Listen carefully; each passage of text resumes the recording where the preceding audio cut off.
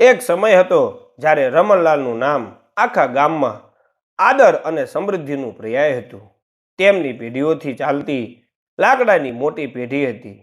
તેમના ભાઈઓ, બહેનો, અનેક ભત્રીજાઓ, ભત્રીજીઓ, ટૂંકમાં આખો મોટો પરિવાર તેમના ટેકે અને મદદથી જ જીવતો હતો.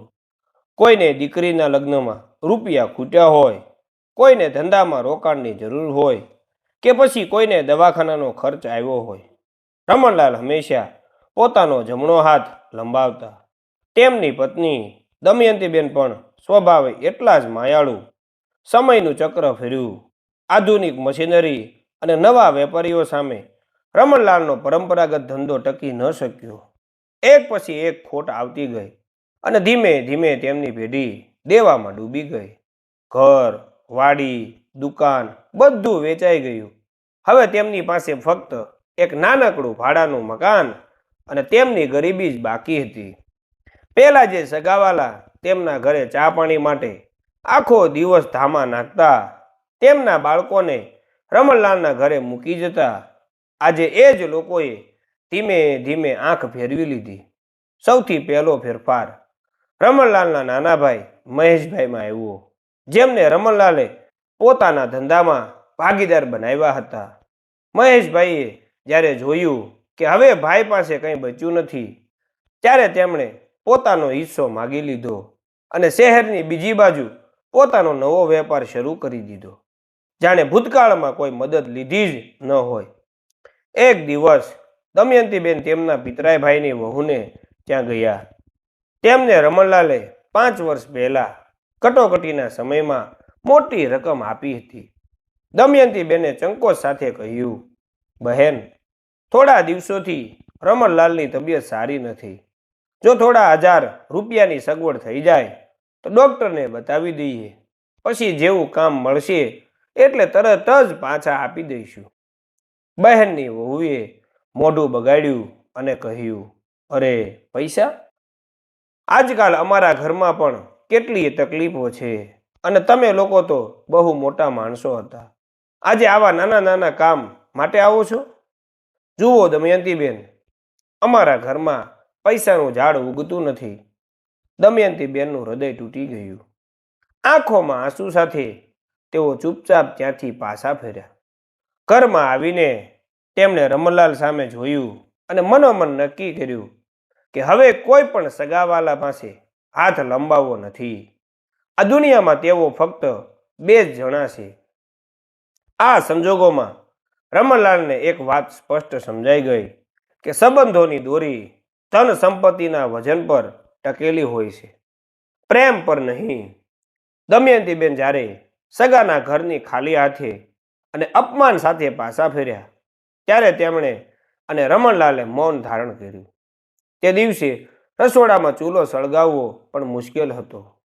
રમણલાલે લાંબો શ્વાસ લીધો અને કહ્યું, દમયંતી, હવે તું કોઈ પાસે હાથ નહીં લંબાવે. આ આર્થિક ગરીબી કરતાં સંબંધોની ગરીબી વધુ પીડાદાયક છે. આપણે મહેનત કરીશું. રમણલાલની ઉંમર 50 વર્ષની આસપાસ હતી. આખી જિંદગી લાકડાના મોટા ધંધામાં વ્યસ્ત રહેલા માણસ માટે હવે નવી નોકરી શોધવી અઘરી હતી. તેમનું શરીર પણ દેવા અને ચિંતાના બોજ નીચે ઝૂકી ગયું હતું.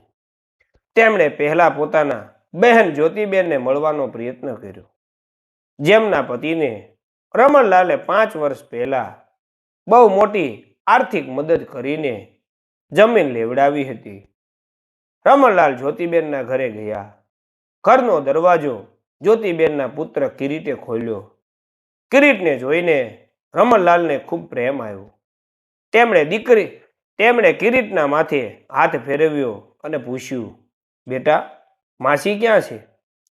કિરીટને તેના માતા પિતાએ પહેલેથી શીખવી દીધું હતું કે રમણલાલ હવે નકામા થઈ ગયા છે. કિરીટે બેદરકારીથી જવાબ આપ્યો, માસી બહાર ગયા છે. અને તારા માસા? રમણલાલે પૂછ્યું. તેઓ કામ પર ગયા છે. કિરીટે અંદર જોયા વગર જ જવાબ આપ્યો અને તરત જ દરવાજો અડધો બંધ કરી દીધો, જાણે રમણલાલની હાજરીથી ઘરની પવિત્રતા ભંગ થતી હોય. રમણલાલ આઘાત સાથે ત્યાં જ ઊભા રહી ગયા. જ્યોતિબેન ખરેખર તો ઘરના અંદરના રૂમમાં બેઠા હતા અને તેમને સારી રીતે ખબર હતી કે રમણલાલ આવ્યા છે, પણ તેમણે બહાર આવવાની તસદી પણ ન લીધી. પાછા ફરતી વખતે રમણલાલના મનમાં એક વિચાર આવ્યો. આ લોકોએ મારી સંપત્તિને પ્રેમ કર્યો હતો, મને નહીં. ઘરે આવીને તેમણે દમયંતીબેનને કહ્યું, દમયંતી, હવે આપણે આપણી જાતને જ સગા માનવાના છે. આપણે કોઈના મહેલના દરવાજા નહીં ખખડાવી. તે જ દિવસથી રમણલાલે નક્કી કર્યું કે તે સન્માનજનક રીતે પૈસા કમાશે. કોઈ મોટું કામ ન મળ્યું તો શું થયું? તેમણે એક નજીકના બજારમાં જઈને સબ્જી વેચવાની શરૂઆત કરી. એક સમયના મોટા વેપારી આજે શાકભાજીની લારી લઈને ઊભા હતા. એક સાંજે ત્યારે તેઓ લારી લઈને ઊભા હતા ત્યારે એક મોટી કાર તેમની નજીક આવીને ઊભી રહી. કારમાંથી ઉતર્યા નરેન્દ્રભાઈ, જે રમણલાલના દૂરના મામાના દીકરા હતા અને જેમને રમણલાલે ઘણી મદદ કરી હતી. નરેન્દ્રભાઈએ રમણલાલને શાકભાજી વેચતા જોયા, પણ તેઓ લારી પાસે ઊભા ન રહ્યા. તેના બદલે તેમણે દૂરથી જ ઈશારો કરીને પોતાના ડ્રાઈવરને શાકભાજી લેવા મોકલ્યો. રમણલાલે મૌન સાથે શાકભાજી આપ્યા.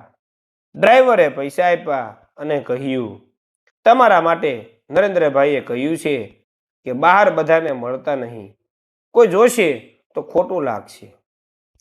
રમણલાલના હાથમાંથી પૈસા નીચે પડી ગયા. તેમને સમજાયું કે તેમના સગાવાલાઓને પોતાની ગરીબી નહીં, પણ તેમની ગરીબીથી તેમને થતું અપમાન ખટકે છે. રમણલાલ શાકભાજીની લારી લઈને ઊભા રહેતા હતા, પણ તેમના ચહેરા પર આત્મસન્માન અને નવી શરૂઆતનો સંકલ્પ ઝળકતો હતો. નરેન્દ્રભાઈ દ્વારા થયેલું અપમાન ભૂલીને તેમણે પોતાનું ધ્યાન કામ પર કેન્દ્રિત કર્યું હતું. તેમની પત્ની દમયંતીબેન પણ ઘરમાં બેસી રહેનારા નહોતા.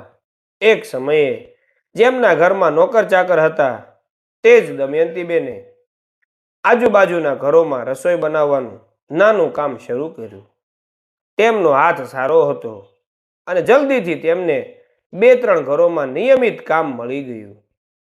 રમણલાલ અને દમયંતીબેન હવે આખો દિવસ સખત મહેનત કરતા, સાંજે થાકીને ઘરે આવતા, પણ તેમના મનમાં શાંતિ હતી કે તેઓ કોઈના અહેસાન હેઠળ નથી. મહિનાના અંતે બંનેની મહેનતથી એટલા રૂપિયા જમા થતા કે તેમનું ભાડું અને ભોજન આસાનીથી ચાલી શકે. આ નવા જીવનમાં તેમને એક જ વ્યક્તિનો નિસ્વાર્થ પ્રેમ મળ્યો. તે હતા તેમના ભાડાના મકાનની બાજુમાં રહેતા ગણેશભાઈ.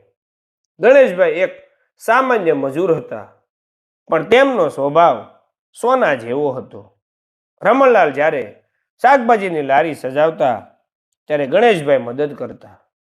જો ક્યારેક રમણલાલ બીમાર પડતા તો ગણેશભાઈ પોતાનું કામ છોડીને પણ તેમનું ધ્યાન રાખતા. આ મિત્રતા પૈસાના ત્રાજવે તોળાતી નહોતી. એક દિવસ રમણલાલના ભાઈ મહેશભાઈની પત્ની અને તેમની બહેન જ્યોતિબેન એક લગ્ન પ્રસંગમાં મળ્યા. વાતચીતનો દોર ફરતા ફરતા રમણલાલ તરફ વળ્યો. જ્યોતિબેને નાક ચડાવીને કહ્યું, એ મહેશની વહુ, સાંભળ્યું છે કે ભાઈ હવે શાકભાજી વેચે છે? વિચાર તો કરો, એક સમયે ગાડીઓમાં ફરતા હતા અને આજે લારી ખેંચે છે. સારું થયું કે આપણે સમયસર બધું અલગ કરી દીધું. મહેશભાઈની પત્નીએ હસીને કહ્યું, હા જ્યોતિ, અમારા મહેશે તો હોશિયારી કરી, નહીં તો આજે આપણે પણ એ જ ગરીબીમાં ડૂબેલા હોત. હવે તો એમનું નામ લેતા પણ શરમ આવે છે. તેમની વાતોમાં આરામની લાગણી નહોતી, પણ અવગણનાનો સંતોષ હતો. તેઓ ખુશ હતા કે તેઓ બીજા કરતાં વધુ સારા અને ધનવાન છે. ભલે ને આ સંપત્તિ ભૂતકાળમાં રમણલાલની મદદથી જ મળી હોય. શિયાળાની એક સવારે દમયંતીબેન રસોઈ બનાવવા માટે ઘરની બહાર નીકળી રહ્યા હતા. ત્યારે તેમને અચાનક છાતીમાં સખત દુખાવો ઉપડ્યો. રમણલાલ ગભરાઈ ગયા. તેમની પાસે એટલા રૂપિયા નહોતા કે કોઈ મોટી હોસ્પિટલમાં જઈ શકે. ગણેશભાઈ દોડી આવ્યા. તેમણે તરત જ રમણલાલને હિંમત આપી અને પોતે ગામના એક જાણીતા ડોક્ટર પાસે ગયા, જ્યાં તેમનું ખાતું હતું. ગણેશભાઈએ કહ્યું, રમણલાલ શેઠ, તમે ચિંતા ન કરો. હું ડોક્ટરને કહીશ કે તેઓ સારવાર શરૂ કરે. પૈસાનું હું જોઈ લઈશ. માણસ જીવતો હોવો જોઈએ. પૈસા તો કમાઈ લઈશું. આ એક ક્ષણ હતી જ્યારે રમણલાલને સમજાયું કે તેમના લોહીના સંબંધોથી પણ વધુ કિંમતી માનવતાનો સંબંધ હોય છે. દમયંતીબેનને હોસ્પિટલમાં દાખલ કરવા પડ્યા. રમણલાલને સારવાર માટે તાત્કાલિક 20,000 રૂપિયાની જરૂર હતી. રમણલાલ હવે શું કરશે? શું તે ગણેશભાઈનો સહારો લેશે કે પછી ફરી એકવાર સગા વાલાઓના બંધ દરવાજા ખખડાવશે, જેમણે તેમને દુઃખના સમયમાં પીઠ બતાવી હતી? હોસ્પિટલના બિછાના પર દમયંતીબેનને જોઈને રમણલાલનું હૃદય ભારે થઈ ગયું. ડોક્ટરે તાત્કાલિક 20,000 રૂપિયા ભરવાની વાત કહી હતી. ગણેશભાઈ ખરેખર તો રમણલાલ માટે દેવદૂત બનીને આવ્યા હતા. તેમણે તરત જ રમણલાલના હાથમાં 5,000 રૂપિયા મૂક્યા, જે તેમણે કમાયેલા આખા મહિનાની બચત હતી. ગણેશભાઈએ કહ્યું, શેઠ, આ લો. આ તાત્કાલિક જરૂરિયાત માટે છે. બાકીના પૈસા માટે હું જઈને મારા માલિક સાથે વાત કરું છું. તે સારા માણસ છે. થોડું દેવું જરૂર આપશે. રમણલાલની આંખો ભીની થઈ ગઈ. જે સગાઓને તેમની સંપત્તિ વાપરીને મોં ફેરવી લીધું હતું, તેના બદલે આ ગરીબ મજૂર આજે પોતાની આખી કમાણી આપી રહ્યો હતો.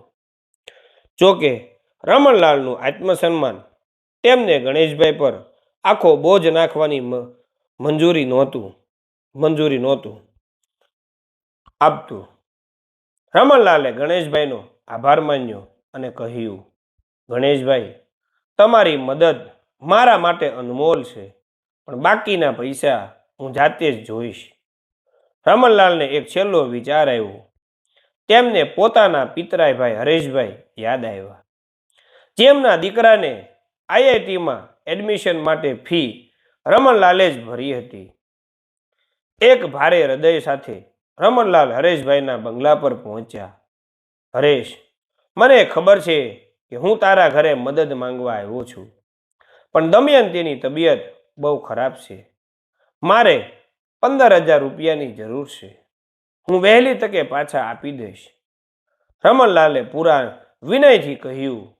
હરેશભાઈએ કડક ચહેરો બનાવીને કહ્યું, જુઓ રમણભાઈ, ધંધો મંદ ચાલે છે અને તમે ભૂલી ગયા છો તમે મને જે મદદ કરી હતી તે તમે મને પાછા વ્યાજ સહિત આપ્યા હતા. હકીકતમાં રમણલાલે તે રૂપિયા ક્યારેય પાછા નહોતા લીધા. હરેશભાઈએ ખચકાટ વગર વધુમાં ઉમેર્યું, અને જુઓ, તમે આજે શાકભાજી વેચો છો. તમારી પાસે ગેરંટી શું છે કે તમે મારા પૈસા પાછા આપી શકશો? હું કોઈ જોખમી રોકાણ કરતો નથી. બીજા કોઈ સગાવાલા પાસે જાઓ. રમણલાલને માથે આભ તૂટી પડ્યું.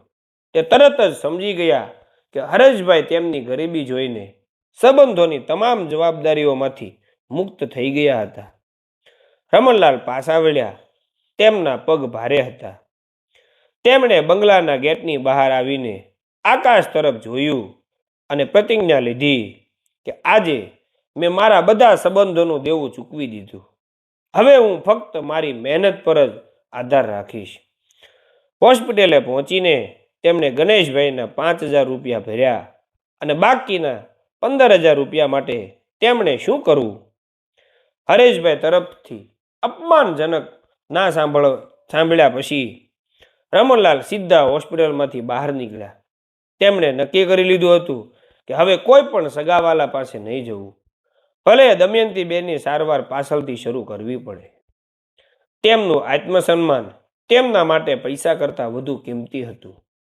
તેઓ સીધા બજાર તરફ ચાલ્યા, જ્યાં તેઓ શાકભાજીની લારી લગાવતા હતા.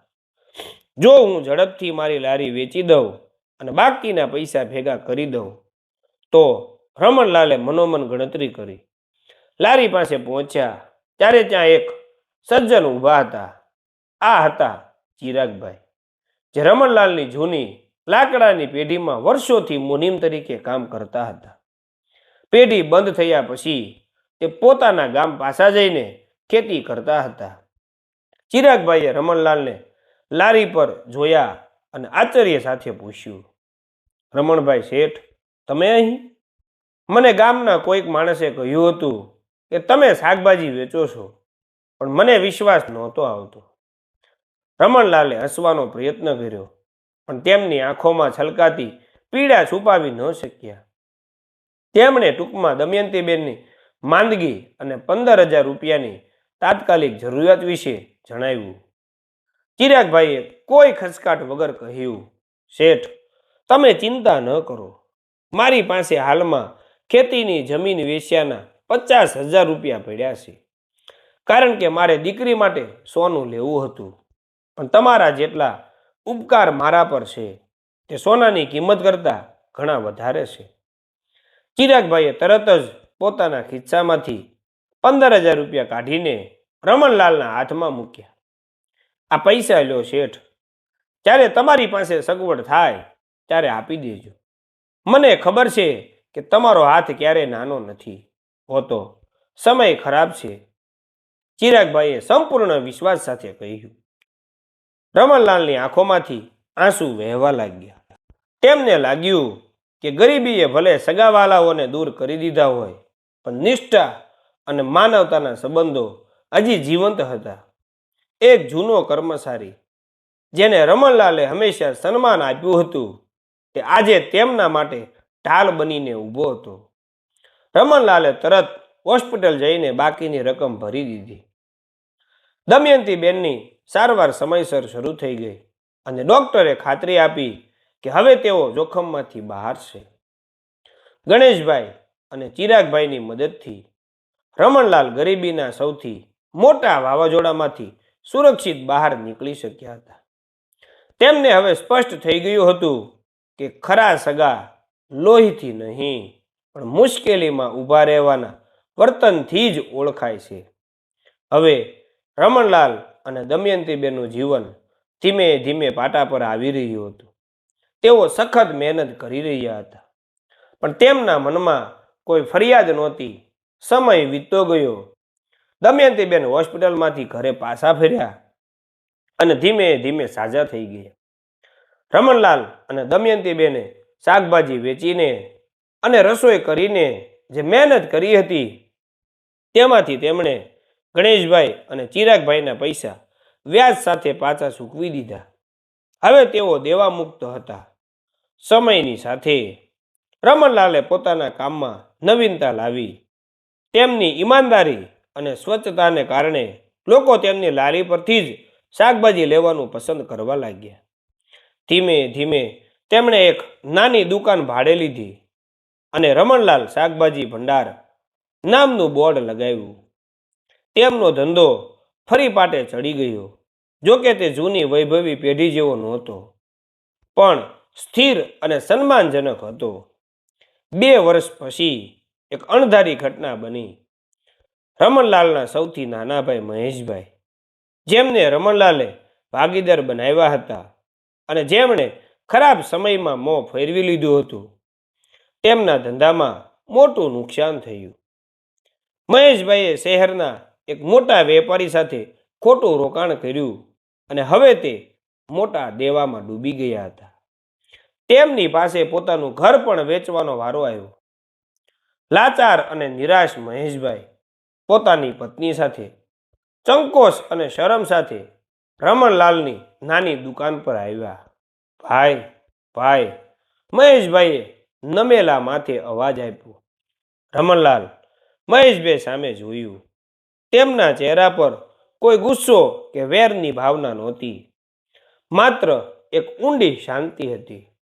મહેશભાઈની પત્ની દમયંતીબેનના પગમાં પડી ગઈ અને રડતા રડતા કહ્યું, ભાભી, અમને માફ કરી દો, અમે ભૂલ કરી. સમયના મારથી અમને અમારી ભૂલ સમજાય છે. આજે અમારી પાસે કાંઈ આશરો નથી. રમણલાલે શાંતિથી મહેશભાઈને ઊભા કર્યા અને દુકાનની અંદર બેસાડ્યા. મહેશ, રમણલાલે ગંભીરતાથી કહ્યું, તું મારો ભાઈ છે અને આ હકીકત બદલાશે નહીં. પરંતુ જ્યારે મારા ખરાબ દિવસો ચાલતા હતા ત્યારે તે લોહીનો સંબંધ ભૂલીને મારો સાથ છોડી દીધો હતો. મને એ દિવસ યાદ છે જ્યારે દમયંતીને હોસ્પિટલમાં દાખલ કરવા માટે મારી પાસે રૂપિયા 15,000 પણ નહોતા અને મેં તારા સહિત અનેક સગાઓનો દરવાજો ખખડાવ્યો હતો, પણ બધાએ મોં ફેરવી લીધું હતું. એ વખતે મને ગણેશભાઈ, એક મજૂર, અને ચિરાગભાઈ, એક જૂના કર્મચારી, મદદ કરી હતી. તેમણે મને શીખવ્યું કે સંબંધોનું સાચું મૂલ્ય શું હોય છે. રમણલાલે ઊંડો શ્વાસ લીધો અને અંતિમ નિર્ણય સંભળાવ્યો. આજે હું તને પૈસા કે ધંધામાં ભાગીદારી આપીશ નહીં, કારણ કે તારો વિશ્વાસ પૈસાની લાલચમાં તૂટી ગયો હતો.